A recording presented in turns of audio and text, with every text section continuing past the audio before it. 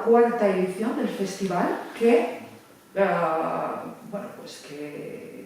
organizáis junto con la Asociación de Turismo del Norte de Cáceres, ¿correcto? Así es. El Consejo Regulador de la Denominación de Origen Bioprotegida Pimentón de la Vera lleva 30 años, porque esta es la cosecha ya 31, hemos estado comercializando la cosecha número 30, con protección a la calidad de denominación de origen, y ha estado siempre trabajando de cara a los mercados exteriores para que la industria encontrara nuevos nichos de comercialización del producto.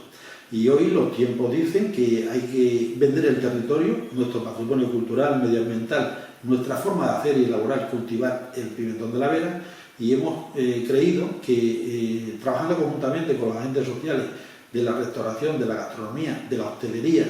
y con aquellos que tienen patrimonio cultural, como tenemos en Plasencia la Catedral, Coria su Catedral, el Monasterio de Yuste,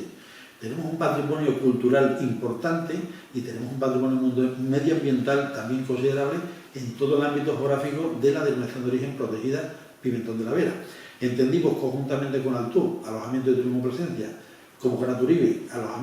Turismo de la comarca de la Vera, de que era importante hacer un proyecto de trabajo, de esfuerzo con los medios que tenemos para hacer que el turista que nos visita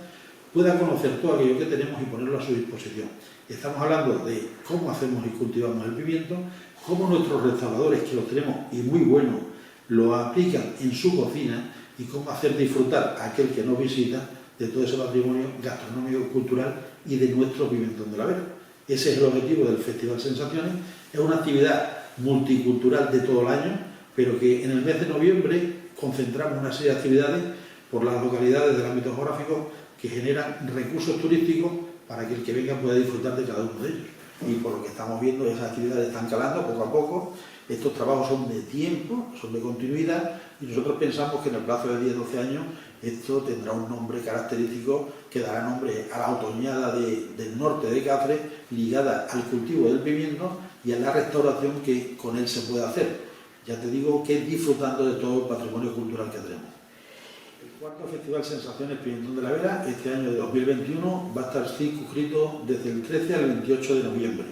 Dentro de las actividades localizadas en restaurantes y municipios, también hay que destacar que tenemos concursos abiertos durante un periodo de mes y medio, como son un concurso de fotografía